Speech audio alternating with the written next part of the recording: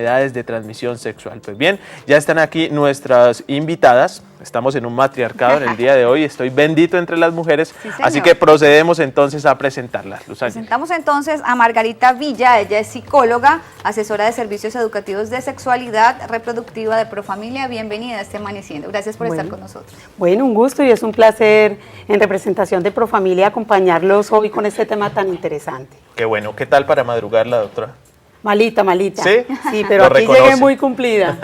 Y más cuando se trata de este tipo de temas que por supuesto involucran a toda la comunidad. También le damos la bienvenida a la doctora Marta Castaño. Ella es coordinadora de salud sexual y reproductiva del Valle del Cauca, de este programa del departamento. Bienvenida, doctora Marta. ¿Cómo le ha ido? Muchas gracias, muy bien. Muy Usted sí ya ha estado con nosotros en diferentes ocasiones, también en diferentes programas de nuestro canal regional Telepacífico. Bienvenida. Sí, muchas gracias. ¿Qué tal para madrugar? Buena. Buena, listo. Entonces no tuvo ningún problema. Nuevamente mil gracias por estar con nosotros. También nos acompaña a esta hora de la mañana Carolina Rivera. Ella es psicóloga del Colegio Mayor Alférez Real. Bienvenida a este Amaneciendo. Muchas gracias y muy contenta de estar aquí con todos ustedes. ¿Qué tal para madrugar, Carolina? Bien, sí. ¿Sí? ¿Le toca madrugar todos los días para ir al colegio? 4 y 10 de la mañana. Ah, no, muy bien. Al igual que a nosotros, Pablo. Sí, no tenemos problema. Al que madruga Dios lo ayuda. Y le damos la bienvenida a la doctora Paola Rangel. Ella es neuropsicóloga del Colegio Los Ángeles de San Fernando, que también nos viene a dar su punto de vista. ¿Qué tal, doctora Paola? Bienvenida a Amaneciendo. Muchísimas gracias y muy contenta de estar aquí y muy orgullosa de poder compartir mi aporte con ustedes. Bueno, muchas gracias. También pregunta obligada aquí en nuestro programa, ¿sin problema para madrugar? Para nada, es rutina ya, como madre. Muy bien, comencemos entonces hablando, doctora Margarita, de la situación actual de la región del Pacífico colombiano, si lo podemos también ver a nivel de nuestro país. ¿Qué está sucediendo con la educación sexual? ¿Será que se está rajando la educación sexual en Colombia? A ver, yo hablaría desde un ente particular. Profamilia no es una institución del Estado, es una institución privada. Pienso que esa pregunta más fácil la podría responder Marta Cecilia. Sin embargo, pienso que desde nuestra perspectiva o de nuestro acompañamiento con diferentes instituciones, sea de colegios, universidades, así de pronto se vea dentro de los índices o dentro de las estadísticas que probablemente hay mucho por hacer y que probablemente estamos en pañales. Me parece que el trabajo es fuerte. Pongamos nosotros que estamos vinculados permanentemente con las diferentes instituciones, vemos un trabajo muy fuerte hoy con las universidades.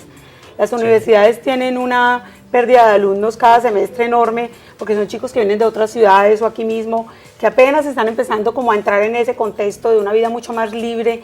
Y yo, de acuerdo a mi asesoría o cuando tengo los pacientes allí, me doy cuenta que tenemos una alta tasa de embarazos en estos chicos o chicas, de infecciones o de embarazos, porque la educación sexual no solamente la podemos pensar desde el embarazo, tenemos que pensarla desde otros aspectos que son totalmente importantes y que no podemos descuidar, y que a veces por hacer énfasis solamente en el embarazo, los otros de alguna manera no se perciben, se dejan de alguna manera avanzar, que es lo que vemos nosotros. Entonces, probablemente nos rajamos en algunos, pero definitivamente se está avanzando en otros. Y yo creo que Marta vale la pena que intervenga. Sí, a ver, como dice Margarita, excelente la percepción de gravedad en el tema, porque eso nos obliga a todos a estar pendientes de, y hay que seguir trabajando porque sigue siendo un reto. Sin embargo, si vemos la encuesta nacional de demografía y salud del año 2005 al año 2010, se redujo en un punto el embarazo en adolescentes de 15 a 19 años en el Valle. Cali lo redujo 4 puntos. ¿Sí?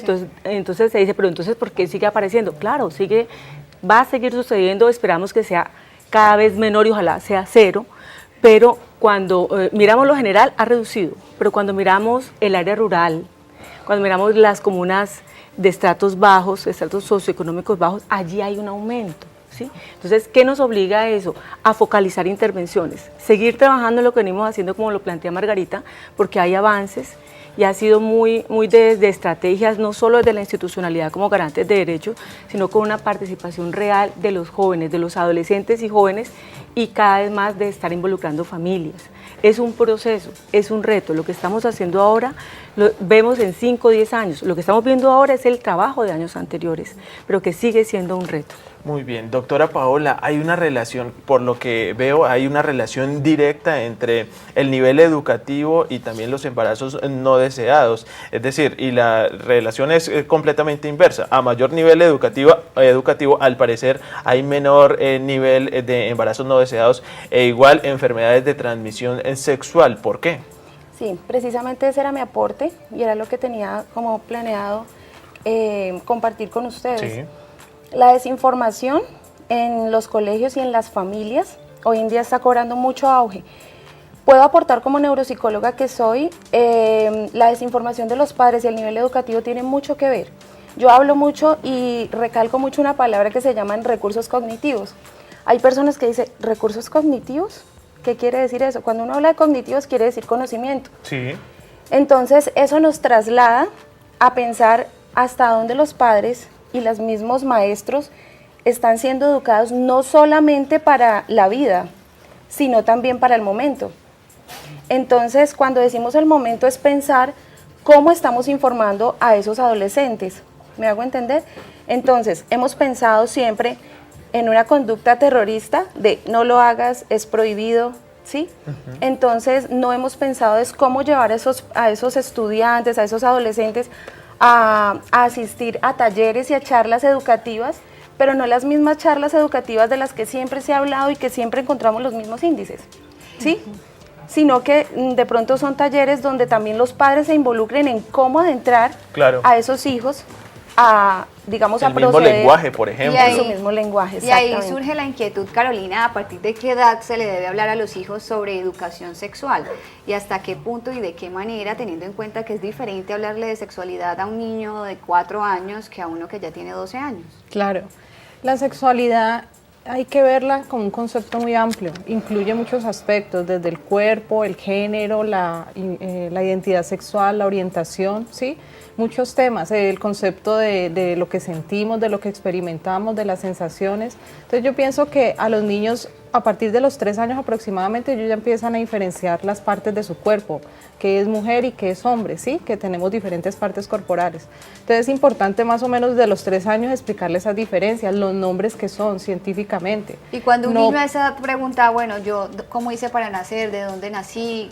Explicarle sin ningún inconveniente, nada de cuento de la cigüeñas, ni la semillita, ni nada de eso. Exactamente, o sea, se le debe explicar de forma sencilla y concisa, pero sin entrar en detalles pues muy profundos, ¿no? Porque su capacidad cognitiva y su capacidad de entendimiento no es la misma de un adulto o de un adolescente, entonces tiene que ser con términos muy sencillos. Pero mire, acabamos de tocar un punto bien importante, doctora Margarita, porque cuando hablamos de educación sexual, generalmente la relacionamos es con las aulas, con las instituciones educativas, pero aquí Luz Ángel nos plantea desde qué edad, desde los 4 o 3 años, muchas veces los niños no han ingresado, lo que quiere decir que la educación sexual es un compromiso que va más allá del maestro, del entorno, con la misma familia. De todos, es una responsabilidad total, o sea, los padres a veces piensan que eso es una responsabilidad del colegio, pero entonces el colegio piensa que también los padres tienen que intervenir. Allí no lo podemos dejar inclusive socialmente. Yo no puedo meter a un niño en una urna para que en los medios de comunicación no reciba esa información. Entonces, todos somos muy importantes y muy válidos en ese proceso. Profamilia, pongamos de sus años de experiencia. Yo llevo más de 20 años desde el momento en que se funda lo que es Profamilia Joven, que son los primeros servicios que se ofrecen directamente para los adolescentes. Allí empiezan a nacer servicios dirigidos solamente a adolescentes. No es una seducción, no es una invitación a que hágale, tenga relaciones, hágale, qué rico, no. En ningún momento es mirado desde un punto de vista negativo, pero sí de que el joven sepa que tiene un derecho a vivir esa sexualidad, pero ¿de qué forma? Siempre una invitación a la prevención, al autocuidado, al amor propio, a los derechos, o sea, siempre desde esa mirada donde intervenimos todos. A los papás siempre los hemos involucrado, Profamilia siempre ha trabajado la parte de la posibilidad de darles herramientas a esos padres para que trabajen con sus jóvenes, a los docentes, capacitaciones en los diferentes temas de la sexualidad, para que ellos también puedan acceder a estos muchachos. Pero sigo encontrando, yo llevo 21 años trabajando con la gente en el tema y todavía tenemos la cantaleta, el temor, el miedo, la sexualidad tabú. prohibida. Doctora Exacto. Marta, y entonces a eso le podríamos echar la culpa, a que pese a todas esas campañas, a todas esas estrategias, todavía impere la desinformación en las aulas de clase o en el mismo círculo, digamos, familiar, que de pronto es cuando a los padres son los que más les da ese miedo, ese temor de abordar estos temas con sus hijos. Sí, lo que sucede es que recordemos que cada uno damos lo que tenemos. Entonces, si los padres no tienen formación, así sea con todo el amor, también nos equivocamos como padres. Yo pensaría que la educación sexual tiene que empezar antes, y de hecho debe empezar antes, desde que están en el vientre estos bebés. O sea, si uno educa a unos padres, esos padres van a ser padres que acompañan a esos hijos y van a empezar a responder esas preguntas desde el momento en que empiecen a tenerlas, porque uno dice una edad cronológica por ubicarse en que pueda comprenderlo, pero la verdad es que cada vez nuestros niños son más precoces, ¿sí? Lo que comparten en las escuelas, lo que ven por los medios de comunicación, les inquieta y tienen preguntas. Entonces no podemos meterlo en una bola de cristal, esa es la vida, y lo que tenemos es que hacer un acompañamiento significativo, porque yo pienso que no se trata de culpar, cada uno da lo mejor que tiene, los medios lo hacen, el colegio lo hace, pero cada vez tenemos que mejorarlo. ¿Cómo acompañamos a esos adultos para que hagamos un acompañamiento significativo? Y no es decir, cuando llega la adolescencia, quien está dando educación sexual en la adolescencia está llegando tarde. Sí, tenemos que hacer toda una preparación para esa etapa. Igual, doctora Paola, es también importante tener en cuenta que en la parte de la educación sexual la responsabilidad no va solamente con enseñarle, mire, estos son los métodos anticonceptivos, este es el condón, sino también que ellos tengan en cuenta, digamos, algo que se ha hecho muy popular y muy famoso por los últimos días, y es el 791, 7 minutos de satisfacción, 9 meses de embarazo y una persona más en la familia. ¿Cómo explicarle eso entonces a estos jóvenes que están empezando, según los estudios, sus relaciones sexuales a partir de los 13.5 años? Sí, mira, hace poco yo leía un artículo que habla del 791 y ahí hacían referencia, digamos, sobre cómo los golpes de pecho de los padres, sobre no solamente prevenir un embarazo, sino que también cuánto dolor existe en las familias porque se corre el riesgo de solamente pensar en una enfermedad de transmisión sexual. Entonces en el artículo se hablaba y había, digamos que una discusión sobre cómo hay padres que educan, o sea, se ha hablado siempre de educación sexual, pero no se ha hablado de salud sexual. Ah, ¿sí? ahí hay diferencias. Entonces, de conceptos. Hay diferencias. Bueno, complementarios. Claro. Comencemos por definirlo, doctora Marta. Por ejemplo, hablar de salud sexual, ¿de qué estamos hablando? Sí, la Organización Mundial de la Salud habla que la salud sexual es el bienestar biopsicosocial que tienen hombres y mujeres durante todo su ciclo vital y que le permiten disfrutar de una sexualidad placentera y sana sin exponerse a riesgos de una maternidad, de infecciones de transmisión o de violencia, que esos son otros temas. La violencia como las infecciones de transmisión sexual son temas que, como dice la doctora, no se tocan, porque muchas veces además se han normalizado, ¿sí? Y se considera que de eso no se habla porque aquí, por ejemplo, se tienen relaciones con menores de 14 años y no pasa nada. No, son temas culturales y hay que empezar a trabajar y cambiar esos imaginarios. Claro. Entonces son temas que son complementarios, ¿no? La doctora Margarita y luego la doctora Paola tienen algo que decir. Están que se hablan. Es que el tema es supremamente interesante e importante. Claro. Y mira que cuando hablan de salud sexual, entonces lo que de pronto yo veo es que se trabaja básicamente en la salud reproductiva. Entonces por eso casi siempre se habla prevención de embarazo, No. Y la salud sexual y salud reproductiva va más allá de eso. Es apenas un bordecito. Exacto, es que la salud reproductiva es estar bien en la parte física, pero también a la vez prevenir embarazos. Pero la salud sexual va más allá en mi toma de decisiones, en mi proyecto de vida, en mi bienestar emocional, físico, que yo elija la pareja que quiero, que me sienta bien en esa relación, que yo sea feliz, que esté libre de violencia, que esté libre de género, pues libre de violencia de género. Sí. Entonces todo esto de alguna manera me va a permitir a mí que yo viva una sexualidad plena, responsable, placentera. Entonces yo, pongamos, con los papás, tengo a veces unas situaciones donde encuentro el papá que no deja a su hija o a su hijo, sobre todo especialmente a las mujeres, a que no tengan novio, ni siquiera porque ya están en la universidad. Y yo le digo, ¿cómo? ¿Será que nos tenemos que poner un título? Y he encontrado casos donde llega la niña con la mamá, ya embarazada, y dice, pero es que nosotros no la dejamos tener novio. Y yo le dije, ¿cómo así? ¿A qué horas? ¿Cómo es? Exacto, porque tenía que estudiar primero. Entonces yo le decía, bueno, hay que tener presente, yo no puedo poner una edad para el momento del amor. Claro. Además, no puedes tener novio, menos tener relaciones y menos salir con que estás embarazada. Entonces ya los papás cuando llegan es con todo esto junto, yo digo, Dios mío, es una cosa horrible, pero ahí es donde tenemos que mirar ¿Cómo estamos haciendo esa educación desde la casa también? Doctora Paola, ¿tenía algo también para agregar? Sí, a ver, siempre hemos hablado, cuando uno habla de educación sexual y hablando de las enfermedades de transmisión sexual, siempre hemos pensado en el VIH, ¿sí? Es algo común, de hecho uno cuando habla de enfermedades de transmisión sexual se imagina siempre eso, o ha representado eso. Hace poco hice un diagnóstico en un colegio donde uno les hablaba a los estudiantes sobre el virus del papiloma humano, por ejemplo, que hoy en día está en su furor. Y la verdad, los estudiantes tienen un de hecho, hasta los mismos maestros, ¿sí? No conocen. Que es de transmisión sexual. Además. Exacto. Entonces, uno les habla sobre el cáncer de cuello, ¿sí? O de útero que está empezando a tan temprana edad. Entonces, todo esto pienso que trae, digamos, a nosotros es algo, más bien una tarea grande, de empezar un trabajo como siempre se ha hecho, preventivo, ¿sí? Pero un trabajo preventivo acercándolo más hacia una realidad, no hacia algo solamente de talleres, donde solamente se eduque nomás, sino incluyendo a padres y sus familias, que es lo más importante. Por supuesto. La doctora Carolina La también doctora quiere Carolina decir. tiene algo que decir.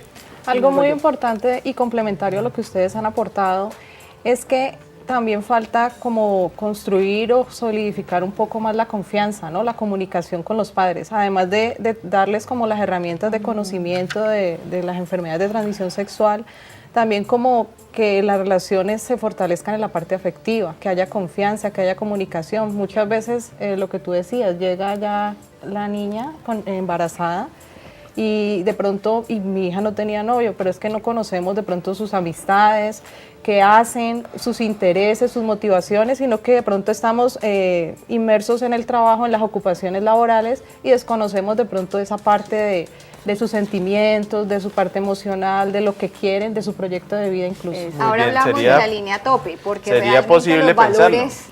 Pero yo ¿Dónde quiero queda? agregar algo allí. Rápidamente para mandar el informe, Sí, no, doctora Marta. además de lo que se ha mencionado acá, tenemos que recordar que nuestros adolescentes y jóvenes también son sujetos de derecho. Y en la medida en que los acompañemos y reciban esa educación y ese ejemplo, van a aprender a tomar decisiones cada vez más acertadas. Entonces también tenemos que llamarlos a ellos y a ellas, ¿sí? Y hablar con los padres. Sí, tenemos que hablar con los padres, acompañar a los padres, pero también generar espacios como son los servicios amigables, que ya lo decía Profamilia, lo tiene hace mucho rato. Nosotros en el país desde el 2006 lo estamos implementando, espacios para adolescentes y jóvenes, para también tener allí espacio de compartir con sus pares, tener servicios de salud, tener educación y poder tomar decisiones sobre su vida sexual y cómo también... Claro.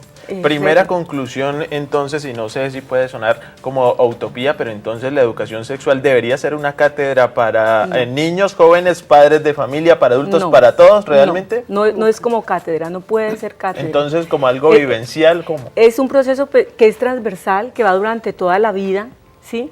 Pero no podemos decir que un día a la semana recibamos, no, es que eso se tiene que traducir en todo lo que estamos viviendo. Ya. Los medios de comunicación deberían también tener mensajes saludables para promover un ejercicio de derechos humanos, sexuales y reproductivos y una vida sexual saludable y placentera. Y generar este tipo de espacios, por ejemplo. En la educación, en la familia, incluso hay iglesias y tenemos personas de las iglesias que trabajan sobre temas preventivos y no necesariamente basados ni en el miedo, ¿sí? Ni en la culpa, Ni en la vergüenza. ni en la vergüenza, pero es posible porque es que, como decía Margarita, esto es un tema que le interesa a toda la sociedad.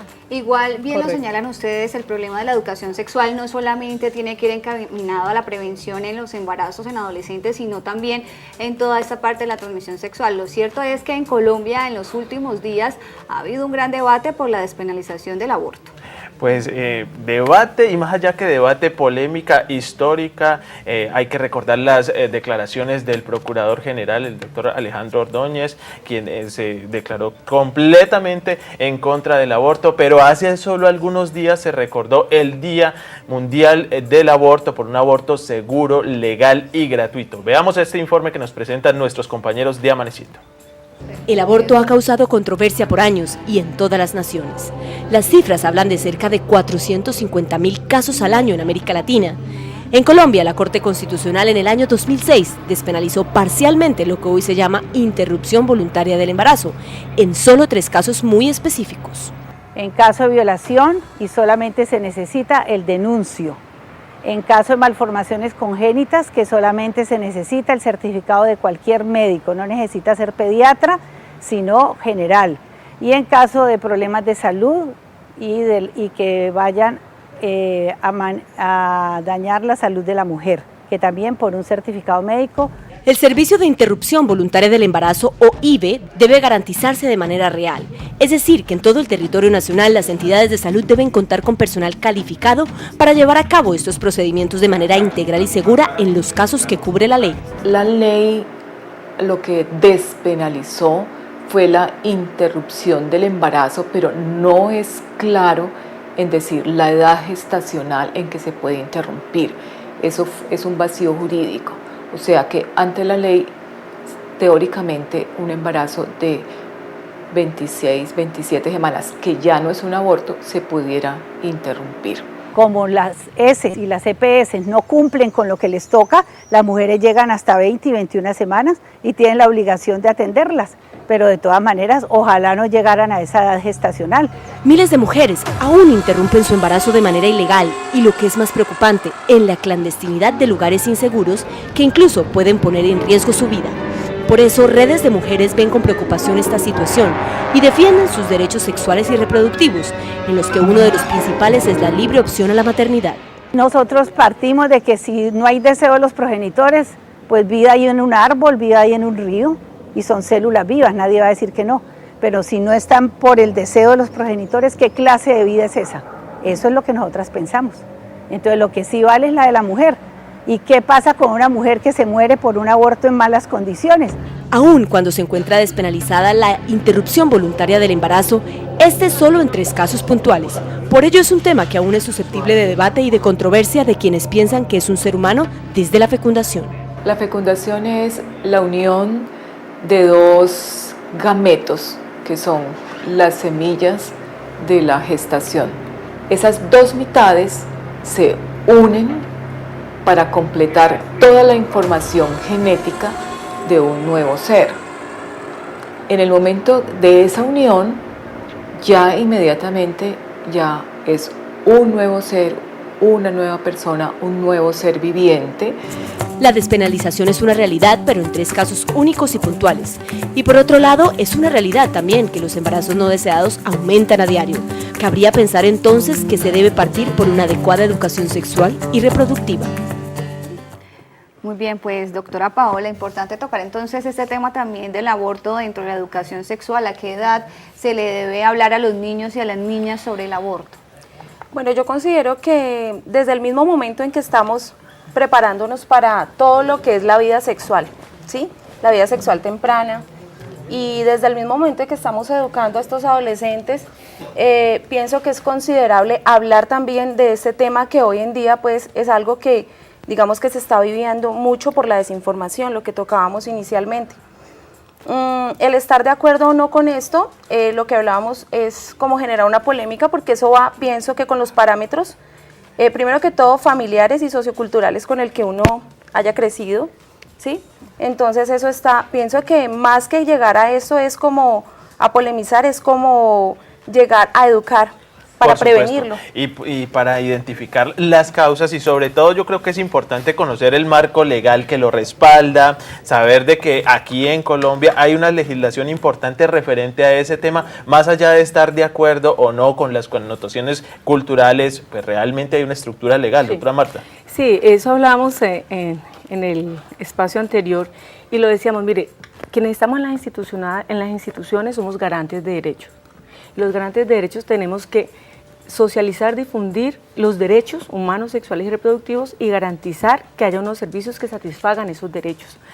Hay una sentencia, la 355 del 2006, por encima de la sentencia está la Constitución Nacional, ¿sí? Y una sentencia es cosa juzgada, y allí nos dicen mujeres que tengan las 3 causales, que su vida o su salud esté en riesgo, y recordemos que la salud sexual es biopsicosocial, que el feto tenga malformaciones congénitas incompatibles con la vida, y en momentos y en actos abusivos, en violencia sexual, incesto, inseminación no consentida, en esos 3 causales se puede hacer la interrupción del embarazo en Colombia. ¿sí? Y frente a eso tenemos que informar a toda la población, conocer cuál es la ruta de prestación de servicios para tener una interrupción voluntaria segura, digna y en condiciones que salven la vida de esa mujer, pero como decía la doctora, también al lado de esa información tiene que haber el conocimiento, la asesoría y el uso de los métodos si se está teniendo relaciones sexuales, ¿sí? Y frente a un abuso, tratar de que toda la sociedad pensemos de que son actos que tenemos que tener cero tolerancia frente a la violencia sexual. Y si hay un caso de violencia sexual, pues hay que montarle en la ruta, que a través de salud, educación hace parte de la ruta, ICBF, y que ya reciba toda la atención que se requiere. Doctora Margarita, sin entrar tampoco pues a polemizar, como lo decíamos aquí, quién está de acuerdo o no, es importante también tocar el tema de los valores y que no se convierta también en un método, entre comillas, mal mencionado, anticonceptivo. Exacto, mira, pongamos Profamilia toda la vida ha trabajado en los derechos, y es un derecho que esta persona que de alguna manera está buscando una información del tema, yo no lo haga de acuerdo a mis prejuicios o a lo que yo piense al respecto del tema. Esta persona que está enfrente mío tiene el derecho a que se le informe sobre las diferentes opciones o alternativas que tiene ante un embarazo. Entonces uno no puede manejar solamente la opción de lo debes de continuar porque es lo que yo pienso y lo que yo siento que debe ser así por tu edad, por tu momento de vida, sino que yo debo tener la obligación de que le debo de dar todas las alternativas, y quien decide en este momento si está dentro de las causales que están despenalizadas en nuestra ley, pues podríamos hablar del tema. Muy bien. ¿Qué dice Carolina? Es muy importante también que nos pongamos en el lugar del otro, o sea, sin entrar en controversias, es importante utilizar aquí un concepto de la psicología que habla de la empatía, de ponerme en el lugar del otro, de poder entender qué está pasando con esa persona que está viviendo ese embarazo de pronto no deseado, o lo que tú decías, alguna malformación, o sea, es ponernos en el lugar del otro. De pronto podemos juzgar desde afuera, pero tenemos que entender qué sentimientos, qué vida ha tenido esa persona, y también de pronto, o sea, todas esas experiencias familiares y situaciones dolorosas que de pronto los demás desde afuera lo señalamos y lo juzgamos, pero no entendemos en realidad qué está pasando internamente con esa persona. Entonces, pues bien, a esta hora de la mañana se suma otra invitada a través de Skype. Se trata de Catalina Ruiz, ella es asociada de comunicaciones Women Links. Ella se encuentra en este momento en Bogotá. Muchísimas gracias por aceptar nuestra invitación y pues la deferencia que ha tenido a través de esta comunicación. Muy buenos días. Buenos días, ¿cómo está? Muy bien, pues sabemos que Mónica Roa, que ha sido una de las líderes de este proyecto de despenalización del aborto, se encuentra de viaje. Usted está en representación de ella. ¿Qué podemos decir durante todo este proceso y cómo ha recibido la sociedad este nuevo proyecto, que sin duda alguna está pensando también como en el bienestar de la mujer y el derecho de la mujer? Bueno, primero, hay un proyecto de despenalización del aborto que se está llevando en este momento, pero el proyecto que llevó a cabo a Mónica Roa, que no es un proyecto, sino que se logró despenalizar el aborto en 3 casos en Colombia, y en este momento el aborto está despenalizado. A veces parece que hubiera como mucha confusión por eso, pero el aborto en Colombia es legal en 3 casos, y entonces, pues digamos que lo primero que habría que decir es eso, es que la despenalización del aborto en Colombia no es un proyecto, sino una realidad. Muy bien, Catalina, también estamos hablando en términos generales y a grandes rasgos sobre la educación sexual en nuestro país. ¿Cuál es la posición de la organización que en este momento usted representa? Algunos dicen que realmente a la educación sexual le faltan dientes, le falta una infraestructura adecuada y por supuesto le falta capacitación incluso para los mismos docentes, porque muchos de ellos ni siquiera se han puesto la camiseta ni se han despojado de tantos tabúes y tantas connotaciones históricas y tradicionales. ¿Cuál será el punto? ¿Ustedes cómo lo analizan? Bueno, en principio nuestra organización siempre está a favor de que se cumplan las sentencias constitucionales, y existe la sentencia T388 del 2009, en donde la Corte Constitucional ordena que se den campañas de educación sexual y salud sexual y reproductiva a todos los jóvenes del país. Esta sentencia ha debido cumplirse hace mucho tiempo, pero sucedieron cosas como que desde la Procuraduría salieron memos oficiales diciendo que estas campañas no debían estar permitidas, que eran campañas de promoción de aborto.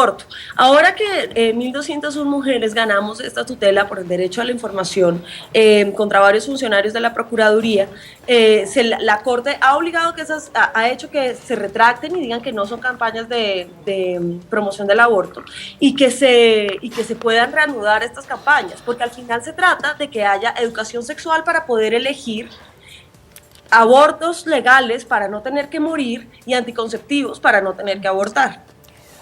Es decir, en este momento ustedes también están liderando diferentes estrategias y programas de prevención, porque como bien lo señalábamos también, le vamos contando aquí en estudio, pues la importancia también es que las mujeres entiendan que el aborto no se puede convertir en ese método alternativo de anticoncepción, bueno, o después de concebido. Bueno, yo no pienso que las mujeres necesariamente vean el aborto como un método de anticoncepción, bueno, primero porque es un contrasentido en términos de palabras, y segundo porque el aborto es una situación muy difícil al que una mujer recurre cuando está en una situación muy desesperada. Y yo de ninguna manera creo que con la legalización del aborto vayan a aumentar los casos de aborto, porque